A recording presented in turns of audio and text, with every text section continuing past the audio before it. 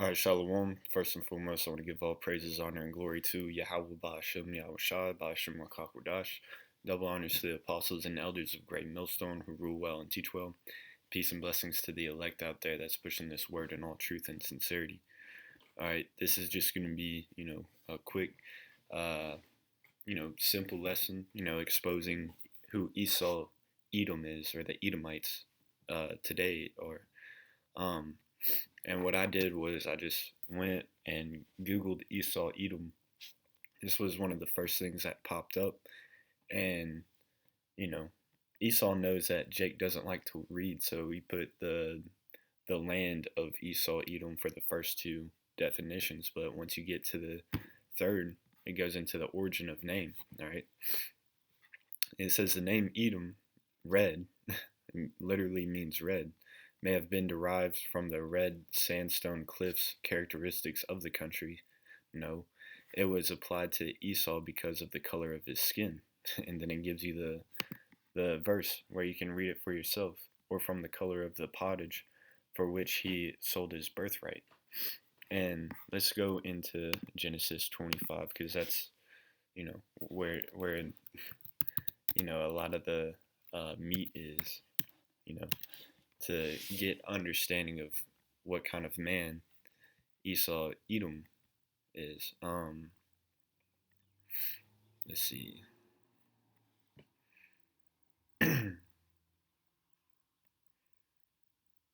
Let's Genesis 25. I'll start at 21. And Isaac entreated the Lord for his wife because she was barren, and the Lord was entreated of him, and Rebekah his wife conceived. So Rebecca got pregnant, in other words, and the children struggled together within her. And she said, If it be so, why am I thus? And she went to inquire of the Lord Yahweh.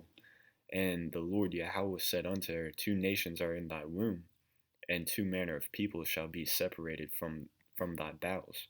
And the one people shall be stronger than the other people, and the elder shall serve the younger. So the angel was, the Lord was breaking down to her, hey, look, hey, there's two different nations in your womb, and the elder is going to serve the younger. One is going to be stronger than the other. And it says, and when her days to be delivered were fulfilled, behold, there were twins in her womb. And the first came out red all over, like an hairy garment, and they called his name Esau. And the reason why, he came out red all over, and they go into to describe him as red all over, was because he was the first, uh, uh, baby born with a lack of pigmentation, right? And the lack of pigmentation is a curse in the scriptures, right? You can go into the law about leprosy, right? And it talks about so-called blonde hair, blue eyes, and pale skin or red skin. Well, it doesn't say red. It says I think it might say white. I'm gonna have to go look into it. But because pigmentation protects you from the sun. But that's like the first hint was Esau was like the first so-called white person, and the reason why they describe his appearance was because he was the first one. Because everybody, back then had you know was dark skinned, so to speak. And after that came his brother out, and his hand took hold on Esau's heel, and his name was called Jacob. And Isaac was 60 years old when she bare them. So, all right, Esau was the oldest, and Jacob was the youngest. And remember, the elder shall serve the younger. So Esau was prophesied to serve Jacob.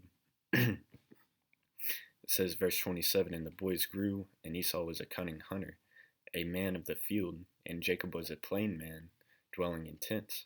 So now it's describing the spirit of Esau, because you can't just go off of, an outward appearance, because, I myself look like a so-called white person, all right, but, my spirit actually goes back to Jacob, all right, because the Spirit beareth witness with our spirit that we are the children of the Most High. That's Romans 8 and 16. So you have to try the Spirit by the Spirit. See if a person's spirit lines up with Esau's spirit or an Ishmaelite spirit or an Israelite spirit. You know, and so on and so forth. Going throughout all the nations. And then verse 28, it says, "And Isaac loved Esau because he did eat of his venison, but Rebekah loved Jacob." Let's go into the birthright.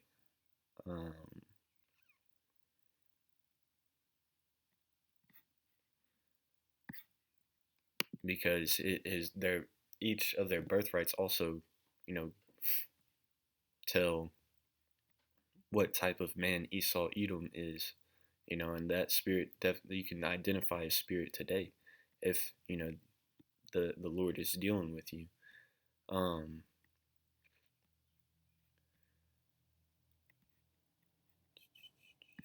Let's see.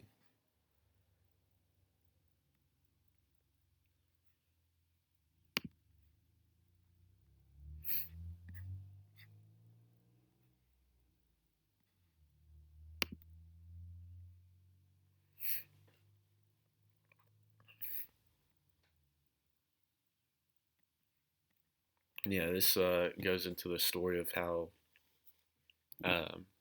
Jacob supplanted Esau. Um,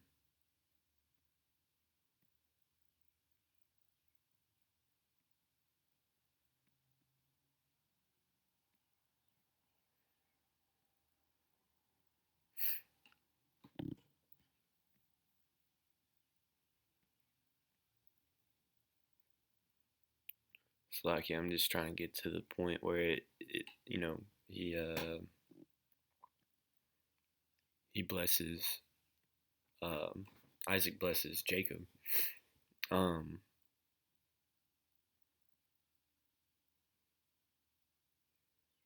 so while Esau was out hunting, Jacob kind of disguised himself as Esau. He he put some fur on his hands, and because Isaac was up in age, so his senses were kind of off, and Jacob went up to him and uh, told him that he was Esau, so he could have his blessing, because it was prophesied that Jacob was to get the blessing anyways.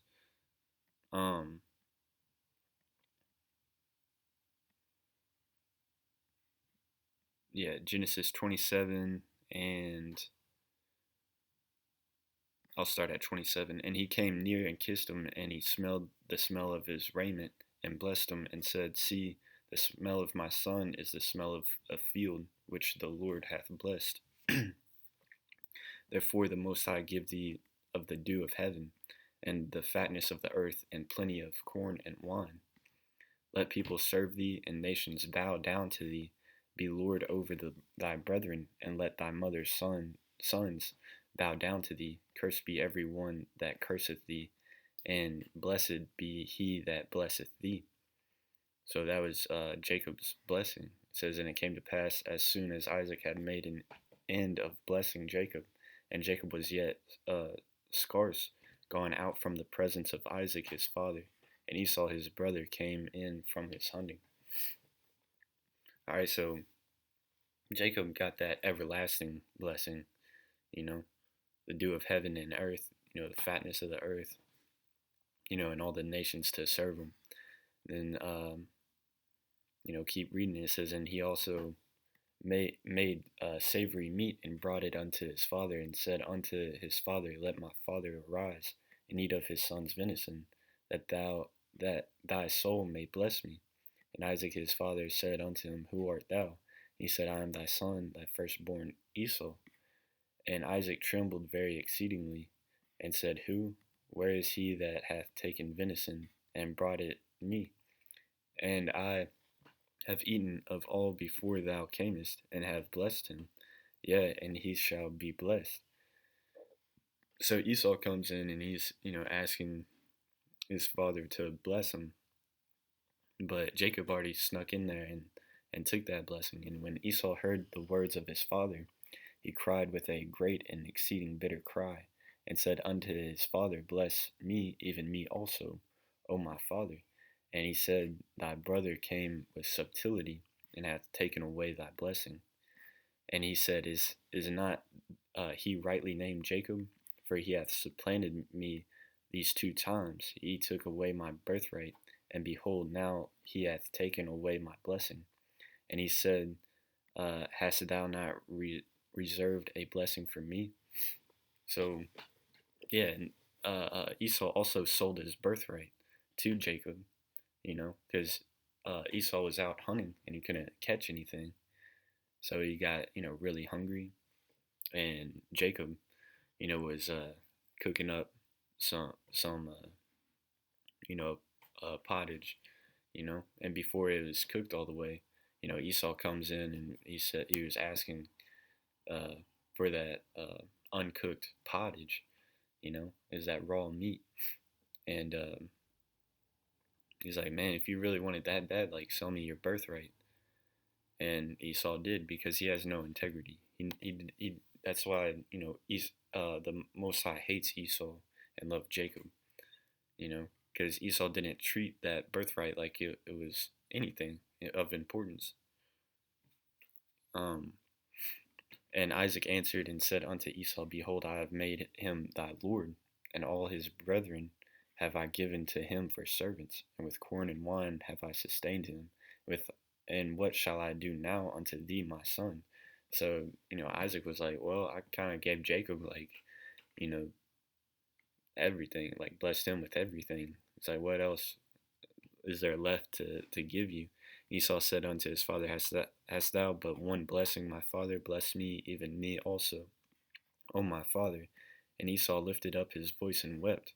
And Isaac his father answered and said unto him, Behold, thy dwelling shall be the fatness of the earth, and of the dew of heaven from above. And by the sword shalt thou live, and shalt serve thy brother. And it shall come to pass, when thou shalt have the dominion, that thou shalt break his yoke from off thy neck.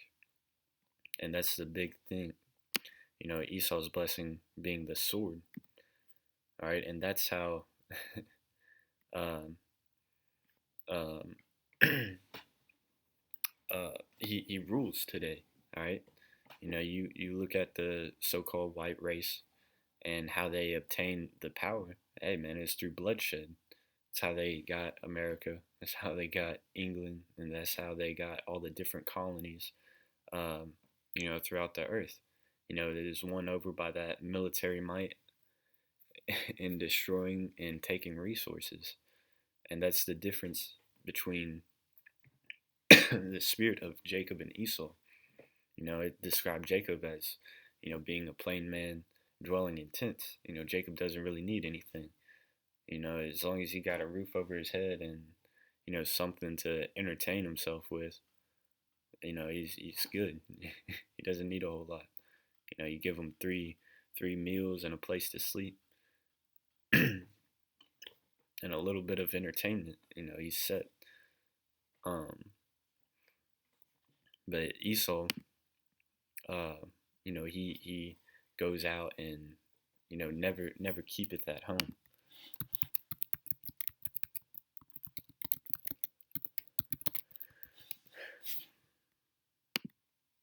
This is Habakkuk chapter 2.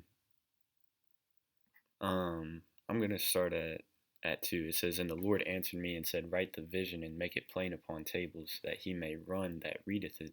For the vision is yet for an appointed time, but at the end it shall speak and not lie. Though it tarry, wait for it, because it will surely come. It will not tarry. That's why the prophets, wrote down, is for us now to, understand and obtain salvation. It says, Behold, his soul which is lifted up is not upright in him, but the just shall live by faith. All right, so the soul and the wicked, Esau, Edom, the man of perdition, who the Lord cursed. Even with his blessing, he was a curse, which I'm about to get into. It says, yet also because he transgresseth by wine, he is a proud man, neither keepeth at home, who enlargeth his desire as hell, and as death, and as death, and cannot be satisfied, but gathereth unto him all nations, and heapeth unto him all people. And that's the spirit of Esau, Edom. That's how we know this is talking about Esau, Edom, because Esau, Edom is about that bloodshed. He's never satisfied. This man is the elite bankers. They have billions of dollars. They have that cheat code money. They can print off as much money as they want, and they also make everybody else work for the money that they print off. And he still wants more. Look at Bill Gates right now. He's a billionaire, still trying to make money off of killing off people and forcing this vaccine on people. Like, you would think, like, damn, like, how are you not satisfied? Because, and then again, the comparison to the spirit of Jacob. He's a plain man that dwelleth in tents. He's set, with the whatever little he has. You put a roof over his head and, give him an Xbox. He's cool. But verse 6, it says, shall not all these take up a parable against him, and a taunting proverb against him, and say, woe to him that increaseth that which is not his? How long? And to him that ladeth himself with thick clay. Shall they not rise up suddenly, that shall bite thee, and awake that shall vex thee? Thou shalt be for booties unto him. And that's definitely Esau. He increases that which is not his. He's a robber. He's a stealer. And his spirit is also, man, Obadiah. Prophet Obadiah, man, he just got straight to the point on Esau, Edom. He just, it's like, hey, one chapter, that's all I need. We're going in on Esau. Obadiah 1:1. It says, the vision of Obadiah, thus saith the Lord, power concerning Edom. We have heard a rumor from the Lord, and an ambassador is sent among the heathen. Arise ye, and let us arise up against her in battle. Behold, I have made thee small among the heathen. Thou art greatly despised. Yeah. It says, the pride of thine heart hath deceived thee, thou that dwelleth in the clefts of the rock, whose habitation is high, that saith in his heart, who shall bring me down to the ground? Proud man, and dwelleth in the clefts of the rock. When you go into that term Caucasian, it means cave dweller, specifically the Caucasus Mountains. That's where they came from. And even, I think, yeah, Seir. Where is it? I'll just Google it. Mount Seir.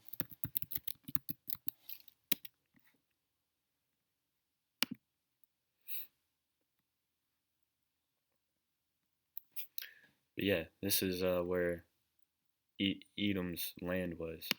And as you can see, it's like the same architecture as, those Roman buildings, and also, today's society here in Babylon, which is the Roman Empire today is, in the form of NATO and the EU.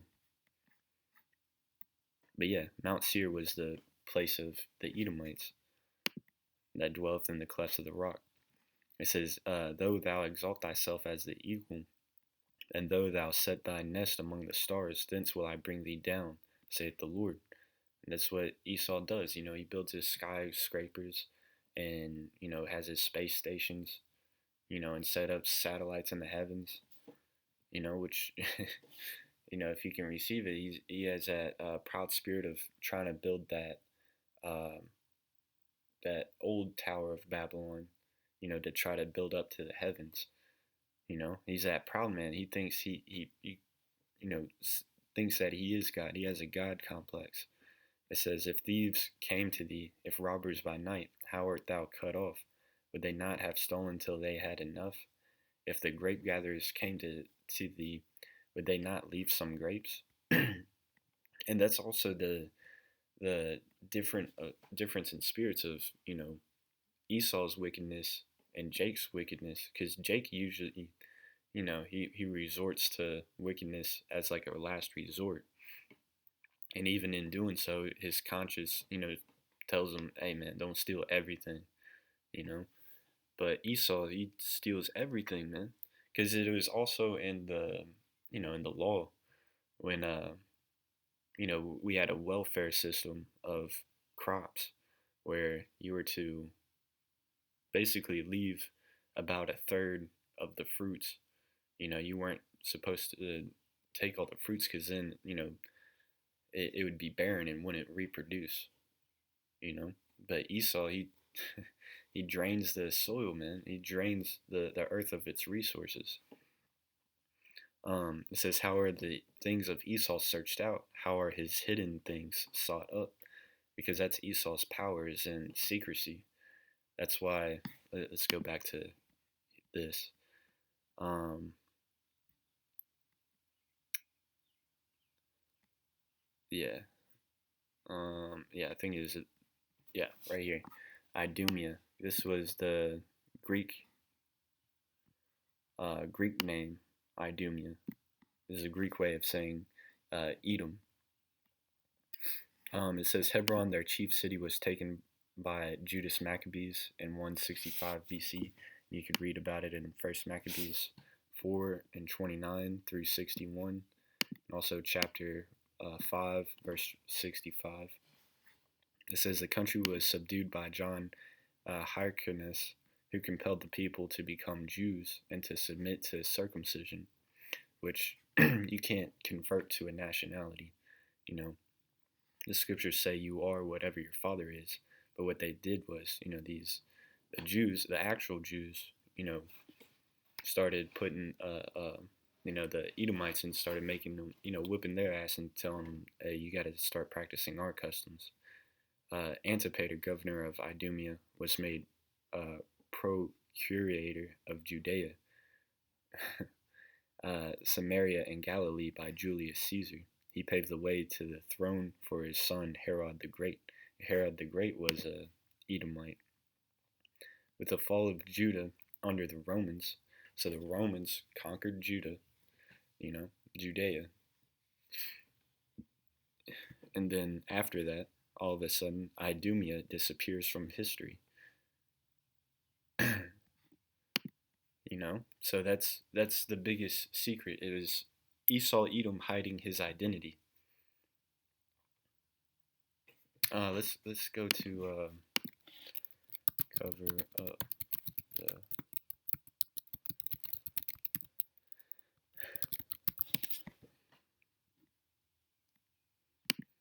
Yeah, this is Job 9 and 24. It says, the earth is given into the hand of the wicked, which is Esau Edom. He was created to be the wicked. He covereth the faces of the judges thereof. If not, where and who is he? And then you can look into the history of iconoclasm. All right. And iconoclasm is the action of attacking or assertively rejecting cherished beliefs and institutions or established values and practices. Rejection or destruction of religious images as a heretical, the doctrine of iconoclasts. And this happened when the Edomites started coming into rule between the 14 and 1600s, starting with the Spanish Inquisition, and they started destroying all the icons, religious icons, from starting, in Iberia, the Iberian Peninsula, which is, modern day Spain and Portugal, and then also throughout Europe, Western to Eastern Europe, and in Russia, there's museums where they weren't tampered with. You can see that dark-skinned people ruled during the Byzantine Empire and also, were around, in Bible times, when Yahushua was walking the earth. But it wasn't just then. It was also documented in Maccabees. Trying to remember the scripture.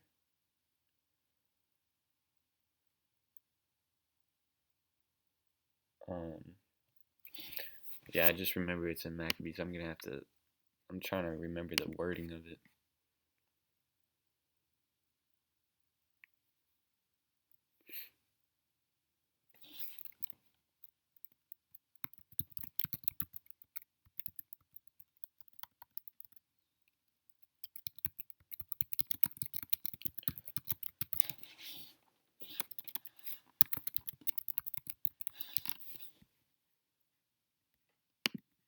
Yeah, here we go.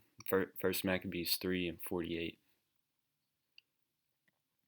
It says, "And laid open the book of the law, wherein the heathen had sought to paint the likeness of their images."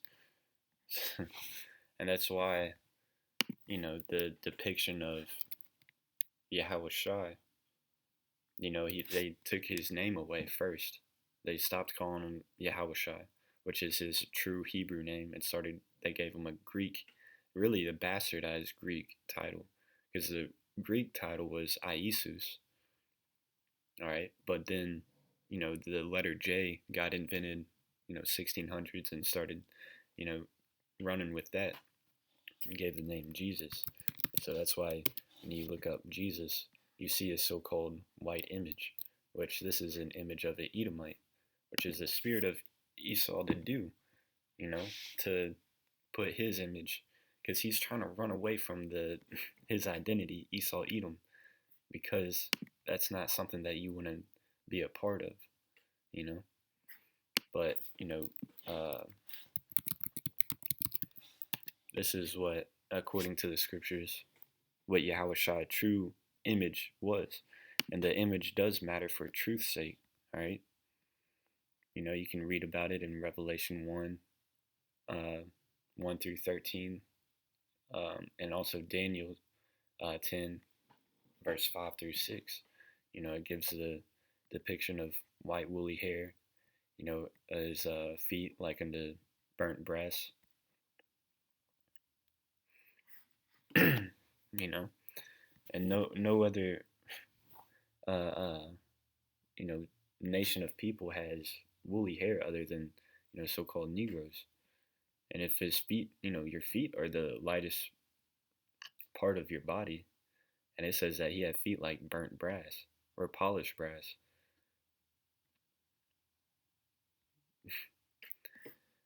But and it's evident, man. We know who Esau Edom is, and that's why in Obadiah it says, "How are the things of Esau searched out? How are his hidden things sought up?" You know. But yeah, Esau was giving that temporary blessing, of the sword. Let's go back to that. He was given the sword, and it was still prophesied that he shall serve thy brother. So even though he's in dominion right now, he's in rulership right now, he's given the fatness of the earth right now, he's still going to go into slavery.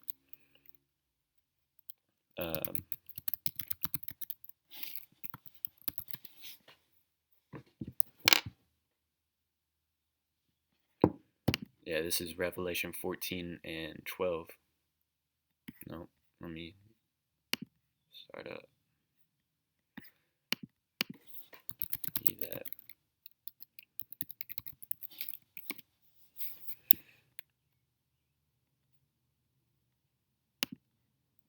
Yeah, Revelation 13:10. It says, "He that leadeth into captivity shall go into captivity. He that killeth with the sword must be killed with the sword." Here's the patience and the faith of the saints. All right, and the saints are the Israelites. All right, and he that killeth with the sword is Esau Edom. That's how he obtained the fatness of the earth. He put the Israelites into captivity, from Judah, Benjamin, Levi, to Issachar, Ephraim, Manasseh, so on and so forth. Um, Gad, Reuben. Um, yeah, let me grab Amos 9 and 11, because it is prophesied that Esau is going to fall and Jacob is going to rule in the kingdom of heaven. When Yahushua comes back, he's going to take Esau out and set up his elect to rule. This is Amos 9 and 11. Romans 9 is a good chapter too. It talks about Esau, Edom. Amos 9 and 11. It says, "In that day will I raise up the tabernacle of David that is fallen," right? The house of David, "and close up the breaches thereof, and I will raise up his ruins, and I will build it as in the days of old." So at one point in time, King David, when he was ruling the earth, and King Solomon, when they had that's what it means by build it as in the days of old, because it's prophesied that Israel was going to rule over the earth, but for a certain period of time, Esau still had to rule, in wickedness. It says that they may possess the remnant of Edom and all the heathen, but chiefly Esau, Edom, because that's our number one enemy, which are called by my name, saith the Lord that doeth this. Behold, the days come, saith the Lord, that the plowman shall overtake the reaper, and the treader of grapes him that soweth seed, and the mountains shall drop sweet wine, and all the hills shall melt. So, Jacob, or Israel, the Israelites, are the plowman right now, and the reaper is Esau, Edom. Esau, Edom reaps all the benefits and the resources from the labor of, the Israelites. So when Yahushua comes back, he's going to destroy the wicked and deliver the righteous. But I'm going to wrap it up. I think I've been going on for too long.